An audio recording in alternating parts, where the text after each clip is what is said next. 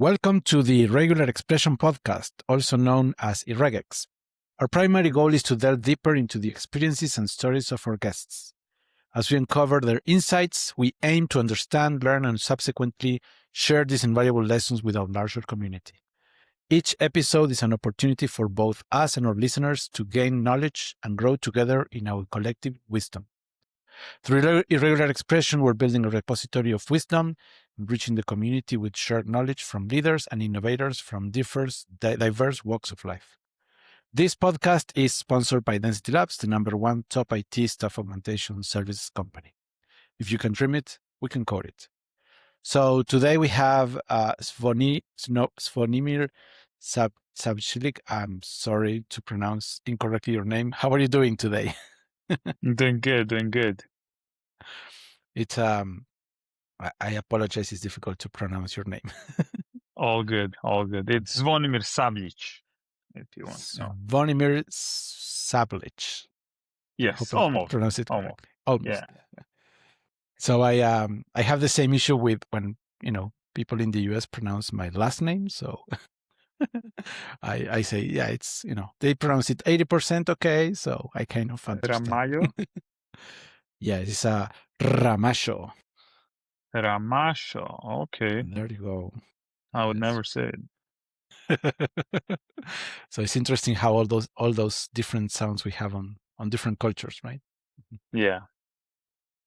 Great. So tell us a little bit about yourself. Sure. I'm an engineer. I have 10 years of software development experience. I went to college for software engineering, and after college, I started my first startup. It was a collaborative whiteboard called OAP. We ran it for 5 years. We had over 1.5 million monthly active users. And in 2021, it was acquired by Miro. So and after that, I took 1 year off to get into machine learning. And last year, I started iterating on my last startup, on my current startup, which today is called GPT Pilot. Great. Yes, we're going to talk about GPT Pilot. That's the startup that you were showcasing in TechCrunch, correct? Yes. Great. So we're going to get there. But before we get there, tell us a little bit about your experience as director of engineering at FaceClan. Oh, FaceClan, sure. At FaceClan, I basically led the entire team of software engineers. We were building all from the internal tools to working on a website. So my idea with FaceClan was I wanted at that point they were a pretty good brand. Are you familiar with FaceClan? I am not familiar with FaceClan, so okay. Feel free to tell me a little bit more about what they do. Why did you ask for that experience specifically? Oh, because I'm a software engineer as well. I'm a founder as well as you. So I find the journey from individual contributor to engineer leader to entrepreneur or founder very interesting. So that's why I asked you about that. Got it. Yeah, my journey at FaceClan, it's an entertainment company, right? They do games, YouTubers and stuff like that. And I actually wanted to do big things with them. At that point, they were a pretty good brand. Today, they're not doing that well. But I wanted to do so many things, and I actually was pitching the president and the CEO, hey guys, can we do this and this and this and monetize this and that way? So that was my try to get into LA entertainment scene, but they weren't so open to doing many technical things. So right. And what drive you to go from director of engineering to starting your own startup? Was those restrictions, or there was something else? Yeah, I started my first startup actually before FaceClan, but you know how it goes in the beginning of a startup. You don't know, you don't have too much money, you cannot fund yourself. So that's in the meantime, I actually went and worked at FaceClan. But then I decided to focus on my startup full time, so I focused on it until the acquisition. So Right.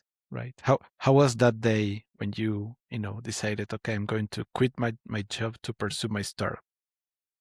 it was relieving. It was really relieving because at FaceClan I struggled to move. How is it? Like, what's the expression? I guess move the needle. I Right. always wanted to do things and really let's try this, let's try that. And they weren't so much open to innovation. And when you have your own startup, and right there, then when I transitioned to full time being a founder, at that point we were profitable and we were able to pay ourselves and the entire team. So that was definitely relieving to go there. Right. Right. And what has been the hardest part to to become a CEO and founder of your own startup? What's the hardest thing about becoming one? Right. I mean, it's easy. It's super easy to become a CEO of a startup. You just need to get started, right? There's nothing to it. Now, persisting in it, that's something else, right? So, startup journey is like extremely hard, like, and not only hard, like in like going from zero to actual success, but rather, throughout the day, every single day I get like so many ups and downs, and like the lows and highs. The highs are extremely high and the lows are extremely low. So there's also that emotional um I guess strength that you need to go through to push through all these ups and downs. So I would say maybe that. But starting becoming a CEO, it's super easy. You go onto Stripe Atlas, you open up a company, and there you go. In one day, you're a CEO. Nothing to it. You're the CEO of your own company with zero activity, right? Yes. Yeah, I mean, you're still a CEO. So, but yeah. Right. Right. Yeah, but becoming building a successful company, that's a whole new game, right? Yeah, yeah. I mean that's what I meant by persisting. You Right. need to just push through obstacles, and there are like obstacles after obstacle. And I have a feeling that it just never stops. Even if you become like a unicorn, which I still haven't been able to do, but I think that even when you get there, you still have goals that you want to become like a $10 billion company or $100 billion or whatever you have. I think you always have goals, and you goals never come easy, right? Especially when you're a startup founder, you have like big goals. You want to really change something in the world, and that never comes easy. So, and the road to there is hard, and you just need to push through it. Right. Right. Yeah. I when people ask me about this, I tell them that it's like an emotional roller coaster. Right. Oh yeah. Oh for sure. Oh for sure. 100%. Yeah. With the ups and downs and all that, but yeah. And in a you know Oh yeah. in a corporate job is it's more like driving on a sedan, on a smooth road, right? Um, but you are Yeah. much more limited, right? As you said it, right? Yeah. Yeah. I mean, you can try things, but if they don't go, you cannot do anything about it. While in your startup, you can, and I think that's the thing that I like the most about being an entrepreneur, that you literally have a blank slate, like you have a blank canvas, and you can do whatever you think is best, and you can try and you can fail, but when you fail, you can get back up and try again. And this is the thing that I like the most. It just, for me personally, it's like a huge game. I think that like running the startup for me is like the best game that I can ever play. Like you cannot give me a game on like a PlayStation or a computer that I can play that is interesting for me as much as it is running a company, right? So, Right. I When I was a software engineer, I used to play these resource management games, like these tycoon mhm. rails and many games like that, right? But where basically you manage resources, right?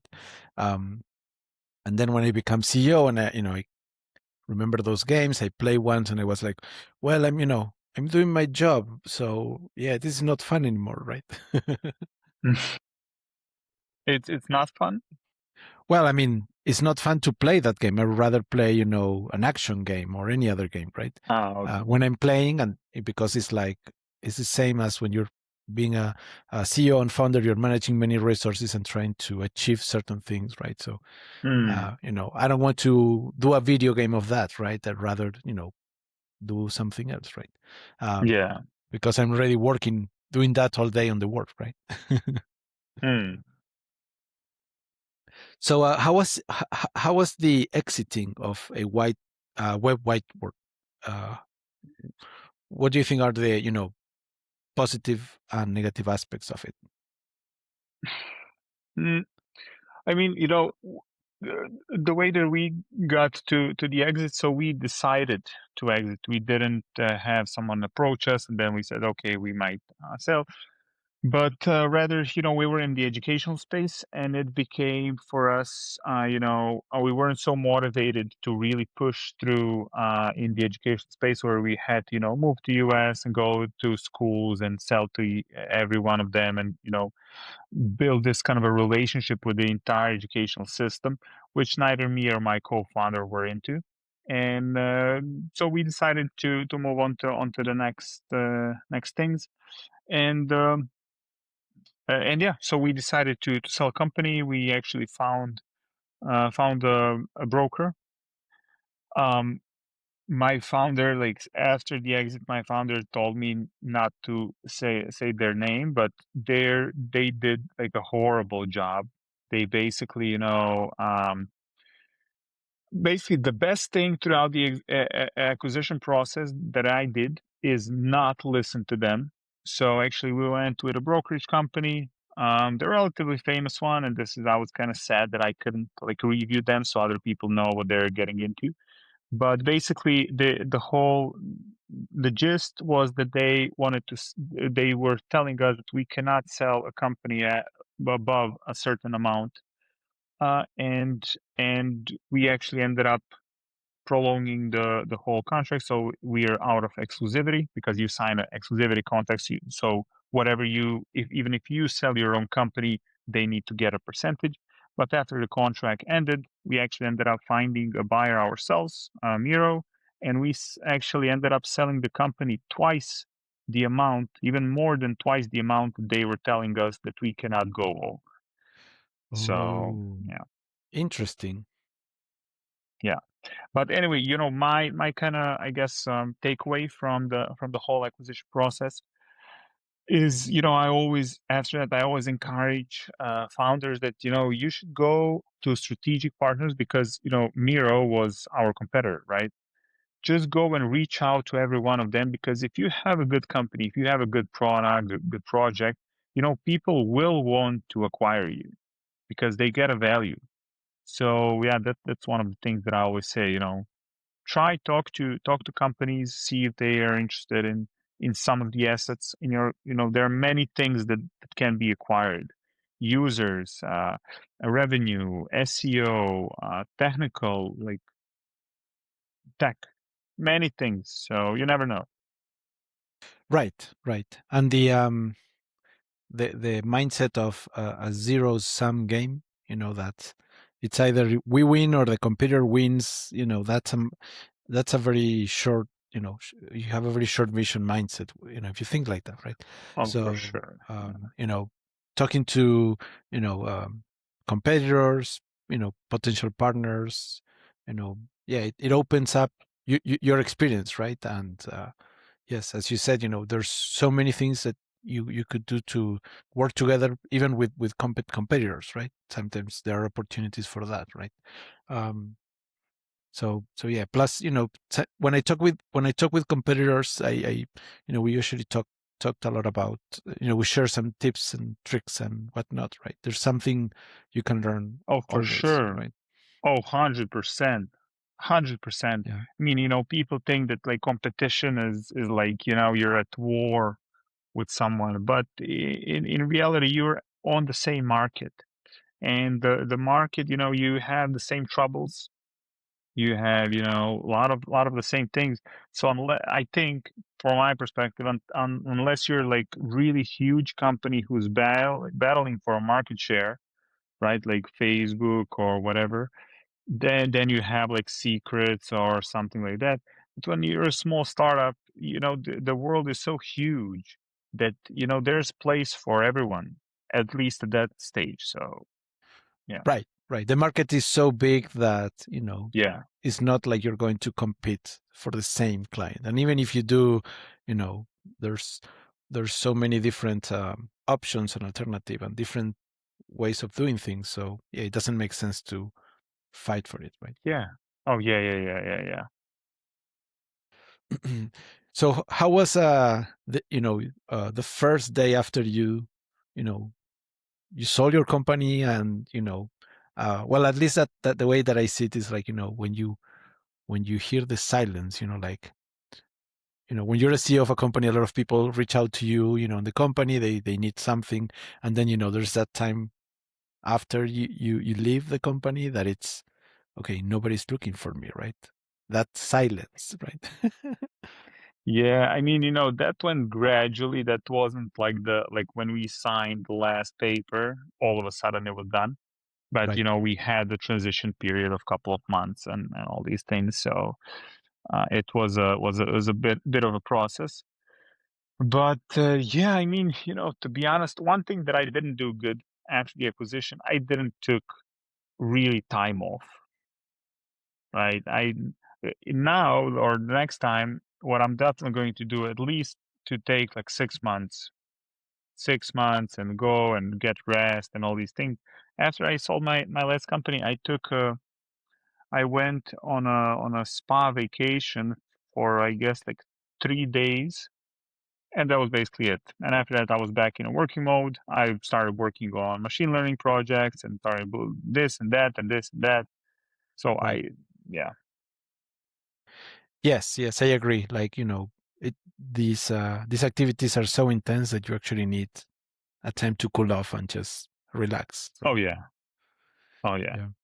Um, I was reading an article that was talking about that the ideal vacation is at least 1 week, right? Mm, And less than a month, right? Because people eventually get bored of doing nothing, right? Which I mm. kind of understand, because after 2 days in a hotel doing nothing, just start to get crazy about it, right? Yeah, I mean, I guess it depends. For me, to be honest, I don't remember when I was bored.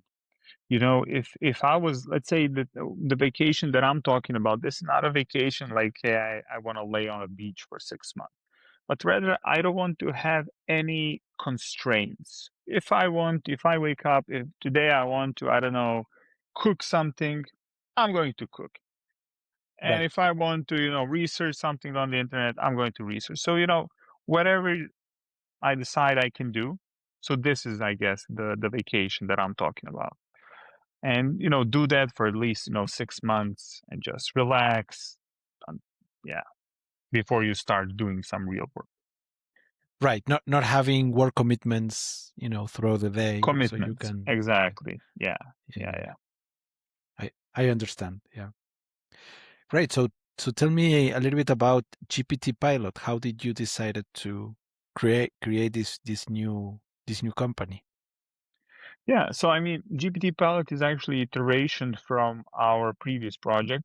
So, actually, and I guess this is, I always looked at from the outside on some of the projects that take off, right? And it's always the, that saying that like overnight success takes 10 years to create, right? Basically, the idea is whenever you see someone like shooting up overnight, there's actually like a big effort behind it, maybe multiple year of effort. And Right. for example, this is the case in GPT Pilot. So we released it just 7 weeks ago, and just today, actually, just on this call, my co-founder sent me a Slack message saying like, "Hey, we finally crossed 10,000 GitHub stars, right?" and we released it just 7 weeks ago, which is pretty solid traction, right? Like 10K stars in 7 weeks. But we're working on our project for like a year and a half. So we Right. started iterating, we did this and that, and a couple of different iterations. And the latest iteration was Pythagora, and Pythagora was fully autonomous testing. So basically, once you create a code, Pythagora just scans it and uses LLMs to create automated tests. And that had solid traction. In like 5 months. We were like over 1,000 stars, and we started talking to people, and we talked like to over 200 people. And one of the feedback that kept popping up, and this will be really interesting for the technical audience. And by the way, I'm curious, what will you think about this? So basically, the feedback is that developers are more prone to trusting a application code that is generated from a test by using LLM, rather than a test that is generated from an application code by using LLM. Would you agree with that? Do you understand what I'm Yes. saying? Yes. So actually, I agree with that because I had a lot of rejection to do TDD until I did it, until I got it, and it was like, wow, this is great, right? Because now you can write your tests, and then you basically write what you expect the code to Exactly. do, Yeah. right? In test form, right? So then when you write the code, then you can validate with whatever test you wrote, right? So you treat it as a black box. So I found that concept interesting as a mindful process, right? As a mind process, right? And then if I can write the code, and I teach my engineers about the code that you write should be aligned to the acceptance criteria, should be aligned to what is the expected behavior of the application, right? So if you can describe on the test what the application should do, then it's I think it will be more accurate for AI to build the code based on that than the other way around, because it's difficult to infer about the code what you're actually doing. If you make a mistake, it actually the level of the entropy goes up when you're doing from code to test, and it goes down when you go Exactly. from No, test you're to code. on Right? point, right? The whole premise is that there is a business logic inside a code that is not embedded in the code, but rather that sits in developer's mind. And whenever you're writing the test, you're building tests based on that business logic as well, and not only the actual lines of code. So, yeah. So anyway, that was the feedback, and from that we decided, okay, let's create an experiment to test this out. And as we dwell down into this kind of a concept, we realized that the test, like automated test, it's not too it's basically a description of what needs to happen, right? It's not like a huge code base that is intertwined or whatever. It's pretty much independent chunks of code that basically describe a functionality. And we thought that, since we're using LLMs and they're processing natural language, we might just make so the developer can write a description of what they want to build, and Pythagora builds it. But later on we spinned it off completely from Pythagora. But as we were creating this concept, we were thinking how we are using LLMs or ChatGPT in the past year, because both Pythagora and GPT Pilot are heavily developed by ChatGPT. It just works so amazingly well when instructed correctly. So we started to think, LLMs, it's a raw technology. It can create code. But when you're building an application, an application is not the same as writing code. So writing code is only one small part of app development process. When you're developing an app, you need to write code, you need to run it, you need to look at it, at the output, you need to debug it. If the debugging is hard, you need to put logs all over the code and you need to rerun it again to see variables propagating. And it's like this whole like complex process, which LLMs just don't know how to do. And so GPT Pilot, what it is, it's basically like a tool that orchestrates the entire app development process by using LLMs to code to determine if something was correct or not. And the basic premise behind GPT Pilot is that it tries to offload as many coding tasks as it can from developer to the LLM, so that developers actually become team leads who are reviewing the code rather than the coders who are writing the code the entire day and sending the PRs to their team leads, but rather that AI is the one who's coding and developers is the one who's reviewing and fixing potentially and so on. Makes sense. Yeah, because when you're building an application, it's not only your code isolated, you're trying to build a domain expert API internally, right? So you have domain knowledge of everything that happens on the application, right? So you're trying to use that to build higher Exactly. complex Exactly. Yeah. features, right? So so yeah, so being able to have a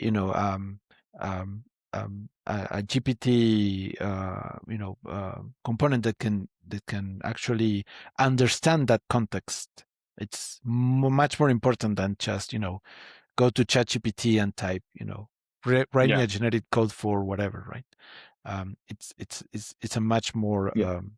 complex situation. And what languages does GPT So it's Pilot completely support? language agnostic. Just yesterday or 2 days ago, one of the members from our Discord actually posted that they created this kind of a 3D game in C sharp where you have some kind of a ball, like a sphere that is changing colors and something like that. I never did any game or with Unity or whatever, so I was like super impressed with what it was able to do. And GPT Pilot walks you through the entire process. It installs Unity, it installs all the dependencies, creates first. I don't know how it went, but first, let's say a layout, then it creates a sphere, then it creates some functionality, then some more functionality, and so on and so on. So yeah, it's completely language agnostic, so it can create any kind of application. Yeah. And how does GPT Pilot and Pythagoras work together? Are they part of the same application, or are they two independent projects? They're completely two independent projects. They actually don't have anything together. Okay. So with Pythagoras, you're trying to do the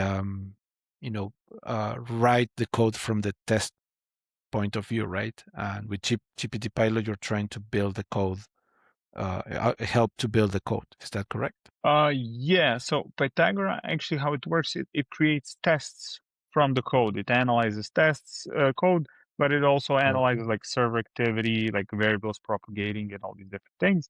And from that, it generates test. And GPT Pilot just does everything. And this was also one of my threats during Pythagora, as I was thinking, and one I believe it was like one investor who asked me like, what do you think is the biggest threat for Pythagora becoming something huge? And my answer was that if an AI evolves too quick, automated tests will be relatively unimportant, because if an AI can create the code, it can create the tests as well. I mean, tests are the smallest part. And by the way, Pythagora, we created it in like a month or so or whatever, and it works perfectly. Like for example, on Lodash, you run one command, and on Lodash, you know about Lodash, the package. Yeah. So on Yes. Lodash, with one command, it created like 1,600 tests, and it got 91% code coverage, right? Which is, and it just shows how LLMs actually work good with tests. And I was thinking, man, if they do this so easily, what will happen in a year when we get, GPT-5 or whatever, right? And this was my biggest Right. threat. And we realized after building, so as we were building GPT Pilot, we didn't know how it will end up. We didn't know either if it's going to get traction, but also if it's going to work. And we realized that even with GPT-4, GPT Pilot can do wonders, can work amazingly well, even with today's LLMs. And can you imagine, like in a year, 2 or 3, when we get even better LLMs? Yes, the LLMs are evolving very quickly, so it's very interesting to see how's that happening. And the people that I talked that are coding with LLM help, they tell me that the code that they get is based on their style, on their application, and it's exceeding the expectations in Oh, for sure. ways that nobody imagined it, right? Literally every single thing since ChatGPT came out, every single thing that I try, I get amazed how good it works. My Right. first experience with ChatGPT was that I had to do for Pythagora. We were doing this kind of interception, so we were intercepting packets on TCP level, right? And to be honest, I worked last time with TCP packets in college. That was like 10 years ago, whatever. And I didn't, know this kind of a low-level programming, especially in C and whatever. And I spent 2 days trying to find some package and change it a little bit and make it work. And I couldn't do it in 2 days. So I said, okay, let's get someone from Upwork to just create this script. It's a standalone script. I'll just get someone who knows TCP. And I got proposals, and the price was around like $1,000 or $1,500 for this script, and it would take on average like 20 hours or so, or some 10 to 20 hours. And literally before I went to hire a person, I talked to a couple of guys, and they were like, okay, we can do it. And literally before I went to do it, I said, let me try this Chat GPT thing. It was like in January or February or whatever. It was pretty early. Let me try it with that. I took 2 hours to talk to Chat GPT, and this was GPT 3.5.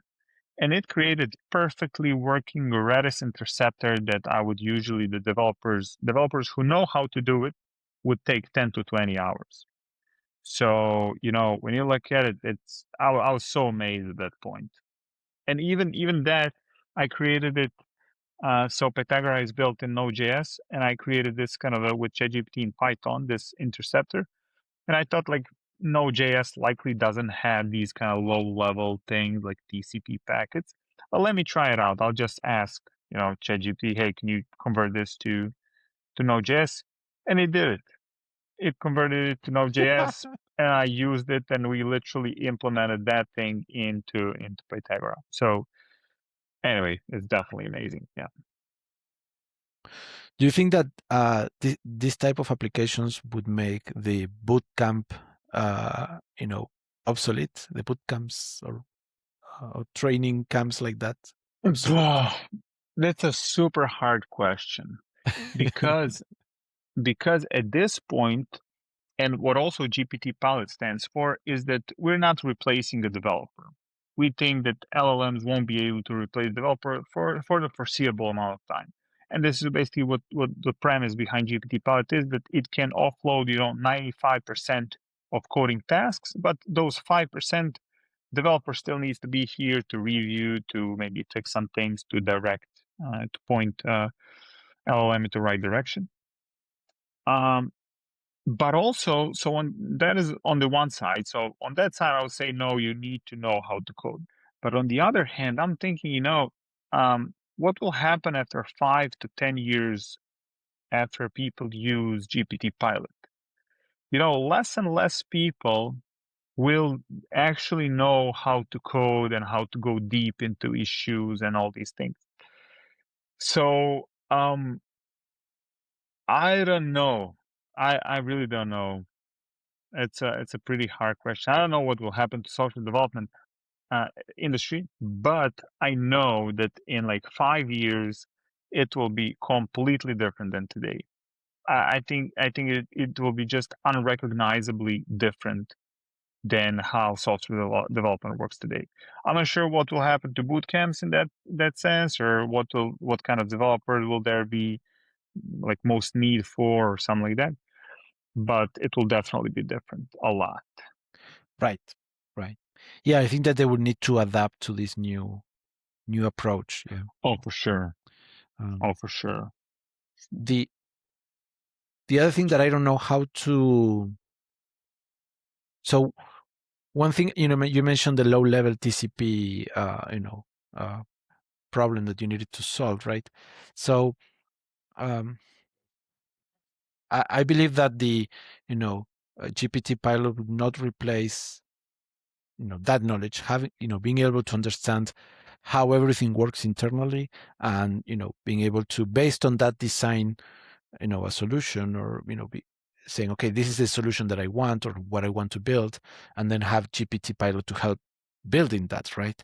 But I'm wondering, how can a junior will be able to get that knowledge, right? Yeah, I mean, that is the right question, right? And I think that at this point, no one knows the answer.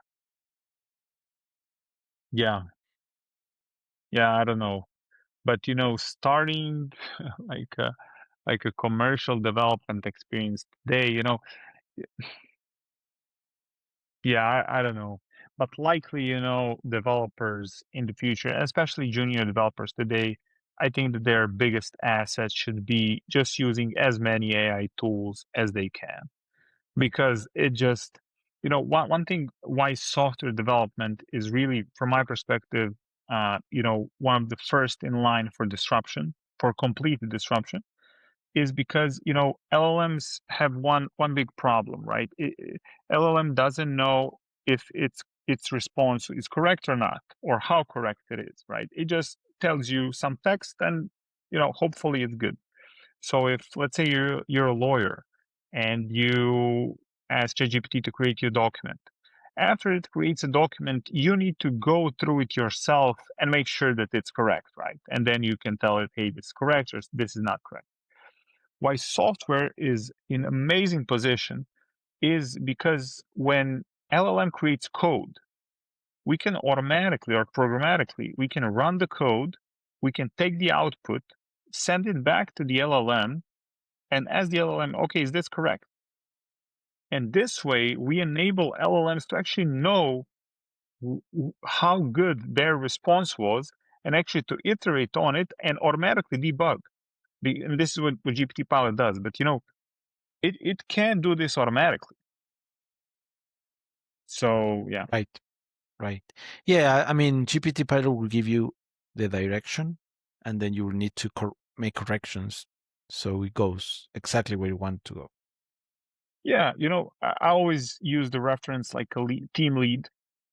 So whatever team lead does with coders in their team, this is what developer will do with GPT Pilot. GPT Pilot writes code, runs it, debugs it, does all these things that it can. Everything is automatic. But whenever it gets stuck, it tells you like, "Hey, I tried this and this. It's not working. Can you help me out?" So Right. Right. Amazing technology. oh, for sure. Yeah, I haven't had the time to. I saw the demo on the demo you gave us on TechCrunch, right? But I haven't had time to actually sit down and start coding again. And when I saw your prototype, I was like, well, I'm eager to start coding again, right? Yeah. Yeah. Yeah. You were at the booth, right? So you saw my Yes. co-founder's presentation. Yeah. Yeah. Yes. Yes. And it was very interesting, and there were it's pretty crowded, pretty noisy, so it was difficult to to actually get into a lot of details, right? Yeah. Plus a lot of people asking more questions. So yeah, but I find, So yeah, go ahead. yeah, but yeah, I wanted to ask you, like, as you were going through Disrupt, like, was our booth, like you said, like, there were a lot of people like asking questions and all these things, and that's what I really. So I was mostly away from the booth. I was walking around the whole conference trying to find investors and so on. So I didn't really see, but from what I understood is that people were around my co-founder Leon quite a lot. Would you agree that our booth was had like more people than the regular booth, or do you think like all booths had these kind of like packs of people, So I stopped by your booth like 2 or 3 times because I was walking the floor as well. And it was 2 out of the 3 times was crowded. So the third time it was when I was able to just talk with your co-founder, and he was able to explain me in more detail how it worked. Right? It was for a few minutes before somebody else showed up and interrupted. Right? So um, so my takeaway was like, wow, this technology looks amazing. I have so many more questions that I want to ask. But it was a lot of people interrupting, right? So we didn't have enough time to go into the details, right? But the few questions that I asked, I found it very interesting. Yeah. And I asked him the same question about the language, right? Um, yeah, but I was with a friend, and he was confused because he saw Python, right? So he was like, well, this is Python, right? And so I had to explain to him after we left the booth, well, it is written in Python, but it can support any language, right? Yeah. Or that's what I understood, right? Oh, yeah, for sure. I mean, when I'm testing GPT Pilot, I'm building Node.js applications. Right. Actually, Node.js is more native for me than Python, so I just, create Node.js application. But obviously, you can, even the C# 3D game, you can do that as well. That's amazing. Yeah. I've been using ChatGPT and ask questions in English and Spanish, and and sometimes I just switch. Halfway the chat I switch, and ChatGPT And it just still works. it still works. Yeah, it's like Yeah. It's amazing. yeah. The best way that I describe, in particular, ChatGPT, right, is it's a creative, a creative mind, right? It can give you a lot of answers or ideas, but you have to choose which one would make sense to pursue and which one won't, right? And in those ideas, some are going to be, crazy, or no, you need to discard those, right? But Yeah. yeah, great. Yeah. So, what are your next goals with GPT Pilot and Pythagora? So we're focused on GPT Pilot, and the basic idea right now is that we need to completely build out the technology. Currently GPT Pilot works on like smaller applications, and these things, but we want to make it work at any scale. So the idea here, and these are all the mechanisms we already created, is that it can work at any scale. It can work. You can create an application with like hundreds of thousands of lines of code, and you will still be able to get in and say like, hey, can you implement this feature? And it will continue and implement a feature. So, these are all the things that we still need to implement and test out and all these things. So the basic, timeline is likely we will take like 6 to 12 months to do so. Then we're hoping that we will have this really amazing tool that, whenever I think about GPT Pilot, I think that it's going to be just so obvious for people to use rather than not use, because the idea is that it really takes on the app development, and developers here, it's basically like a superpower, right? That you come in and you don't need like 6 months to create a product. You need 3 days, let's say. So anyway, our main focus is just building it out, likely 6 to 12 months to do so. Soon we will start fundraising, so we'll always need funds to do so. And yeah, that's pretty much it. Great. You're still looking for investors and VCs, or you mentioned that before, right? Yeah. So we'll go into this process of fundraising soon, and yeah.